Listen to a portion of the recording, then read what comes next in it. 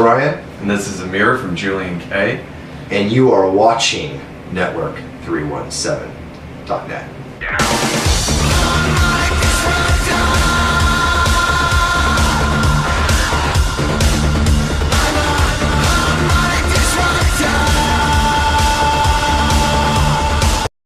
Tell us about a time capsule, a future retrospective, for the fans that don't know about it. What it's about. Yeah, the time capsule was basically kind of came together very organically. We had a lot of tracks that had been kind of floating around for a while, and our fans had been posting things online. They're always asking about old demos and unreleased tracks and things like that they would see pictures of us working in the studio, and they'd see our whiteboard with these things written on it, and they'd go, what is that song? Or sometimes they'd hear us working, we post videos and we'd have some snippet of something, and they're like, whatever happened to that? Yeah. So out of all of that, we ended up digging in, Fu and I ended up digging through all our archives, hard drives and stuff, and discovered that we actually had a lot more than I even remembered. So all of this stuff started coming together, and we decided we were going to do this whole sort of time capsule project. And once we started putting it all together, we realized that one, we had kind of a new album that was like a separate, all these unreleased. A whole other thing. Yeah. Besides the snippets and stuff like that. Yeah, there's one album that's like all studio stuff that was never used on any of the albums, but somehow they all sort of cohesively work together. Okay. Which was kind of when you don't have to have a theme. Yeah. California Noir is a collection, it's a theme, it's a state of mind. We're Here With You was a movement, it was something we were engaged in. Death to Analog was a statement, you know what I mean? So when you don't have to adhere to those themes and those stories, all of a sudden these great songs are all good songs that we liked, it just didn't work on the albums. Fans always go like, how could this not be on an album? And they're like, well, it's not that it's not a good song, but some of these things sound like sore thumbs next to chapter 2 of California Noir, right? It's going to be, which is kind of a darker electro side of the album. It's just not going to work with Wasteland, Wasteland or something like that. It just doesn't make sense, Yeah. Yeah, and there were a lot of really good songs that just, a lot of them were almost done, but there was a part missing. We just couldn't so you had to go nail real quick. Yeah, there was something we couldn't nail then, but once we had this sort of project and this goal, it all just fell together. All the songs came together. It makes it easier to finish songs too when you don't have to again have look, we're doing California Noir right now. Right. So this is kind of what this album sounds like, and that's what we're doing. And if you go out of that, then it goes into another basket. So that made it, that freed me up, I can tell you, big time. And then just free roam pretty much. Just write whatever the fuck I want. Yeah. And then the other thing was we had all these demos, right? Even the demos that were on MySpace, way back in the day. Whatever happened to those demos? Do you have full versions of those? Yeah. And of course we did. We had all of that. I wish we could monetize how many times we've been asked that. Yeah. We had so many more though. There were songs that we had totally forgotten about, complete songs that were all demoed, but we never did anything with them. That's crazy. So it's one disc is all this studio stuff. It's all about B-sides basically. Okay. And then and one disc is all demos. So it's all these different demos, including some demos of the songs that are on the time capsule that have never been anywhere else. So you get you sort of see the progression of some songs. Like a final cut. Yeah, you see the very, situation. very first idea, and then there's a new demo of it that's actually pretty good. Yeah. And then there was a final, this is what it is. This is what it Yeah, so all of that, there's a few songs that have all of that, and then there's a whole disc of just live stuff. And we actually have a lot of live recordings, but we picked one from, where the hell was that place again? I always forget. Moline? Was it? Moline. Didn't we just drive through it and we were like, Probably. this is where we fucking recorded that shit? I think, there was some live show that we did when we were on tour with Evanescence, and it was just really, I think it's Moline, live in Moline. Yeah. And it was really amazing. So we put that on there, so it's an entire, actually from the Death to Analog, our first album era, live recording Plus, there's all these acoustic stuff. There's all this stuff. We actually have a couple songs with Chester that had never been released before. Our best situation. live local, our best live vocal performance of Manchester was when we were completely in sync. Yeah. Like, we didn't even rehearse. What? Yeah. We played was this freestyle? Well, not really freestyle, Yeah. but I mean, it was our in the songs, moment, yeah. you know what I mean? Like, But I mean, he's singing parts that weren't there, you know, he's just Yeah. singing a harmony wherever the fuck he wants, and we were just in sync. It was so good. And this is like recorded live, so there's no auto-tune going on and shit. We were just, we had it going on. So I remember that night so well. It was so It was actually cool. one of the last things we were talking about was, you know, getting permission for us to use that. Yeah. He was totally behind it, and it was very cool. Yeah, that's pretty badass. He's always been very supportive of us. So, all right, what can we expect for the future? Harmonic Disruptor. That's going to be a big deal. I think our fans are going to go crazy. They did go crazy in the campaign, and we did really well, but I think that when people sort of hear that, you know, we've been getting a lot of feedback on tour and everything, you know, coming out here so much and playing so many shows, and, you know, people actually asking us to play orgy music. And they love Julien K as well. Right. And because they're really not getting that fix totally. And we definitely have felt that there's kind of a void right now. Like, no one's really doing what we did. You know? And so we definitely wanted to channel some of that early spirit of Candy Ass and what we were, our mentality and our influences, and we're breaking out a lot of the old gear that we used, and, you know, the baritones and the 7 strings. Yes, the 7 string with the light up LEDs. I mean, all the stuff, all the synths, and of course we mix it with a lot of new stuff, but it's going to be a decidedly more heavy record. It's going to be decidedly more industrial. It's definitely going to be darker. The way I'm singing on some of it, I think, is the reaction so far has been, you know, on Indiegogo was, wow, it sounds like a whole, you guys got a new singer, but it's Ryan, that's cool. Right. So I think that people are going to be really enthusiastic about it. It's going to be a bit of a return to our roots, and we hope that it's going to be something that pleases our original fans, both in Death to Analog and Orgy Days. Right. Okay. Candy Ass is 20 years old. Looking back on those 20 years, what have you learned about the industry, and what you like about the industry, and how has the last 20 years been to you guys, pretty much? Boy, on a scorecard, I think it's pretty mixed, because the one thing you can't forget is that we did sell millions of albums. And I don't mean you guys, fans and stuff. Don't forget how cool we are. That's not what I mean. I mean, Amir and I, you know, we go through a lot of shit in this business. It's really difficult. But at the end of the day, you gotta, you know, we both live in, we own homes in Southern California. Right. We sold millions of albums. We're out here with Jonathan Davis right now. Again, now 18 years later, he's back. All of our friends are still our friends, lifting us up. Our fans, I mean, they haven't abandoned us. They're supporting us in new, you know, innovative ways. That being said, I mean, we've definitely also had the other side. I mean, we've had massive success, and to watch that just walk away, you know, for really just no good reason.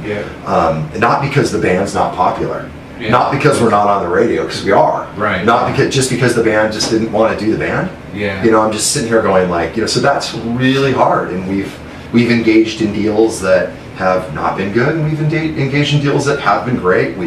We've done other stuff outside of music, like restaurants and stuff, that have made a lot of money, and we've also done stuff that's lost a lot of money, or our money's still tied up. So, you know, life is a mixed fucking bag, you know. But I think that at the end of the day, especially right now, as hard as it can be, I think we're at a net positive. I think that we're really rebuilding Julien K and kind of our music career and direction out of ashes right now. Out of the loss of our best friend, out of a label kind of situation we had that kind of just fell apart, not having anything to do with us. But you know, we wandered in the desert for a long time, you know, kind of wondering what do we do? You know, we're a band that people like, we're popular, but we don't have a record deal, we don't have all this kind of stuff. You got the platinum records on the wall, but nothing really to go with it. And now here we are out here on show 80 something, you know, in just the last quarter. of 2018. Right. With no label. With no label, manager. no nothing, just our fans. We have an agent. Yeah. They have an agent. You guys aren't Our a label, fans. No. No. What? No. Yeah, we do all this ourselves. Oh shit. Yeah. That's insane. I didn't know that. So that's It's our fans, though. I mean, our fans Well, I knew make it was this the possible for us. The Not- time capsule campaign. You went through Indigo. Indiegogo, to, yeah, to do all of that stuff. But I didn't know you guys didn't actually have a label that you No, signed no, to no, anymore. No, we do all of it ourselves. Yeah. Wow. So that's only one part of it too, because you know, the touring, it's the VIP, the merch, the people actually showing up, buying Right. tickets, coming to shows. All of that is what allows us to do what we're doing here tonight. Right. Right.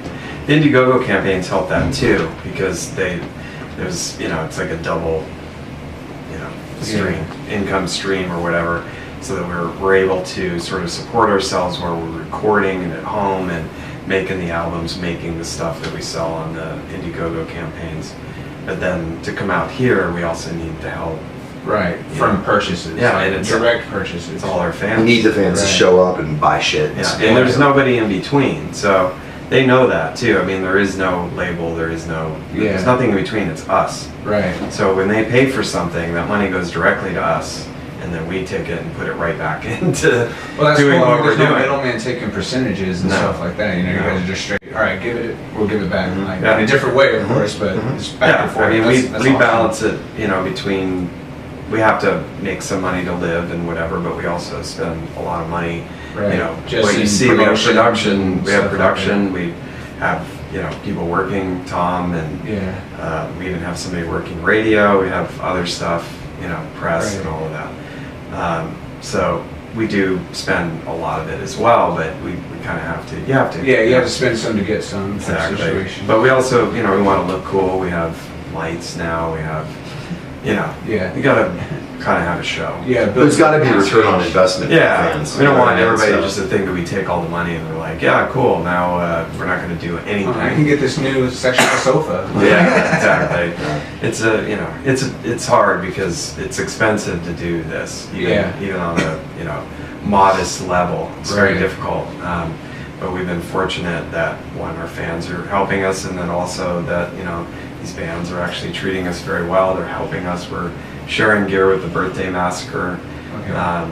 who are become like family to us now. We were Right. friends before, but I feel like now we're like, Yeah, you guys have been on Like tour family. for a few months, right? Yeah. A couple months or so. well, yeah, with, This tour's been a couple weeks, but we've been on tour for a couple Yeah. months. yeah. for a while. So it's, you know, everybody's kind of helping everybody, which Mhm. is pretty cool, and there's nobody else in the middle of it. Yeah, there's no middleman.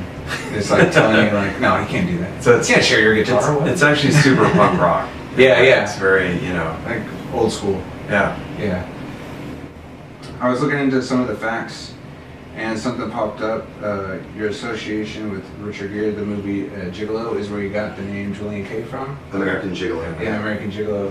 Oh, what brought that up? Like, what would you say? Hey, you know what? That's a cool band name. Like, Well, it was just when we were first dabbling with this, which we didn't even think was going to be a band. Mhm. We were just kind of having fun writing music, and we didn't know if it was going to be like a kind of a DJ thing or if it was actually going to be like a side project, and it started to turn into something because it just, I don't know, I guess the music or whatever, people just really were liking it, and we were kind of like, whoa, we didn't really expect so much okay, we got attention, something. Yeah. you know, from this, but we needed a name, and we had always talked about some sort of a brand, and because we're into clothing and all that, and we thought, like, you know, what would be like a name is always like really cool for like clothing, right? Right. You have all these clothing brands, it's always like somebody's name, right? Yeah, like Tommy Hilfiger Yeah, or some shit. or whatever, right? Yeah. So I just happened to be watching Inside the Actors Studio one day. I don't know if you've ever seen that show, but it's like a one-on-one interview, and it was Richard Gere was the guest, and the first thing they started talking about was American Gigolo and how that put him on the map, basically. Right. And he's like, so tell me about your character Julien K. Okay. And I heard that, and for some reason a light bulb went off. I heard that, and I was like, huh, that's kind of a cool name. Yeah. So I wrote it down, then I started kind of writing it different, spelling it different ways and Right. whatever until Customization to Mhm. yourselves. we came up with the, you know, with the French way with an E and then just the letter K. And it was kind of like, I mean, honestly, I didn't even think it was that great, but we started asking our friends and people, and then somehow it just we've sort of grown into the name too, I feel, because obviously the character in the movie is very dark, and, you know, I mean, he's a male gigolo, which is kind of funny. Yeah. You know, but the movie's actually really dark, and the music's very cool, and it actually relates to a lot of the beginnings of the band, like the style of Giorgio Moroder's production, and the bands that are all the electronic kind of music. Like what is it, 80s electro pop kind of situation? Exactly. So it just kind of made sense in a weird way. And then I think the whole tie-in and the mystery of like where the name came from for a long time, no one really knew, and we never told anybody. Yeah. You know, so we would always try to make people figure it out. But now, you know, everybody kind of knows. And I feel like we've kind of grown into it, made the name into something a little more interesting. Like your own brand, basically. Yes, exactly. Let's see. How has the tour been going, and are there any stops that stick out in your mind? The tour's been incredible. Honestly, for us, every show has been really, really good. We haven't had a bad show. We haven't had a show where the fans weren't reacting, or you know, no one bought merch. And in fact, we're selling double what we normally sell. We've had to reship stuff out, you know, multiple times. So people often vote with their wallets. So if they like you, I mean, they're acting like maniacs when we play, and it's fucking great. And then afterwards, it's basically we do bigger numbers than we've ever done in Julien K. And these aren't the hugest shows. I mean, this is a relatively small place. It's what, 600 seats or something like that. Yeah, something like it's that. small. I walked in, I was like, it's kind of small. But yeah, and it honestly, I feel like we're in the best position as well, because we're first, so we get all of our fans, all of the Birthday Massacre fans, and all of Jonathan Davis's fans, and it happens to be that all of them love Orgy. They just didn't really know that we're the dudes from Orgy. And they start putting it together, and then all of a sudden you start seeing phones come out, and they come back and they're like, wow, I wondered who Julien K was. I liked your music, but then the hook is in. Because they can kind of associate it with something. So for us, this has been like, Jonathan has like come through for us, like, I mean, time and time again, and you know, and he's being a sweetheart out here. I mean, he's just such a wonderful guy, especially given what he's been through, to still be so gracious and so kind. Still wanting to do it in general, like after that. Yep. I mean, we were just standing out, you know, golfing on the little golf course thing, goofing off, just being silly. And nothing but, he's the same guy I was 30 years ago when I met him when we were teenagers. You know, we started our first band together. He's a wonderful, wonderful dude, and insanely talented. You guys were on Element Records, weren't you? Or Elementary.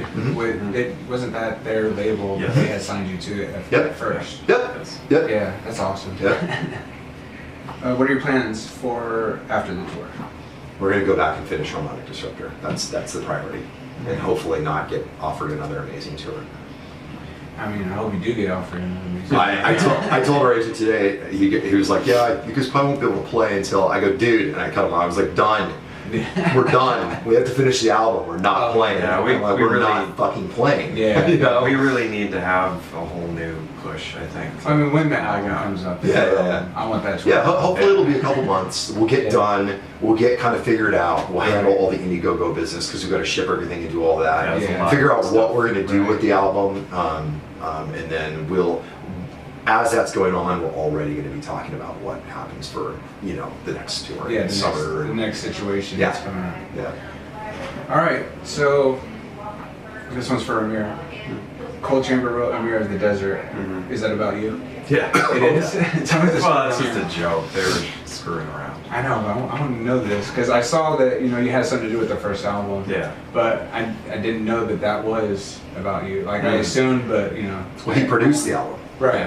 Recorded it. Yeah, you recorded and produced it, so what's the joke behind it? Can you tell? Well, actually, there was a lot of stuff going on. We were really lucky that, you know, one of the other guys that was producing it with me, besides Jay from Orgy, was Jay Baumgartner, who owns NRG Studio. So he had just built this beautiful room, and it's kind of an Indian-themed room, right? Like Middle Eastern. Yeah, like the carpets on the walls and everything, like the rugs. So we were actually the first band, or, you know, people to use it. Okay. We were like kind of broke the cherry in the studio. Right. And he was really, you know, the other side of the studio was always really booked and busy, but that side wasn't so much. So we had a lot of time that probably we shouldn't have had, Yeah. you know, doing this. But so there were many nights where things just kind of went off the rails, you know, the weird stuff. Like if you listen to the album, at the very end of the album, there's a hidden track, that has all this crazy shenanigans. Random stuff. Well, that stuff was going on like every night. So I don't know, you know, we were rolling tape on something, and yes, we were using tape. And they just, I don't know, they just decided to come up with something funny. Des just did that on the spot. Random, Seriously, it wasn't anything planned. We were just in there, and Mikey was playing some drum beat, and Des just started doing that thing, and we were dying. So it got done. I mixed it as a joke. And we sent it to the label as like a joke, like we're like, oh, we finished the first single or whatever, and it was just a big joke from the very beginning. And then Monty, the A&R guy there, he loved it, and he's like, dude, we have to put this on the record. And I was like, really? I go, this was just like we were screwing around. And so it ended up on the record, and you know, it's pretty funny. All right, well, that's all I got for you guys. Cool. Thank you so much. We're working on it, fuckers.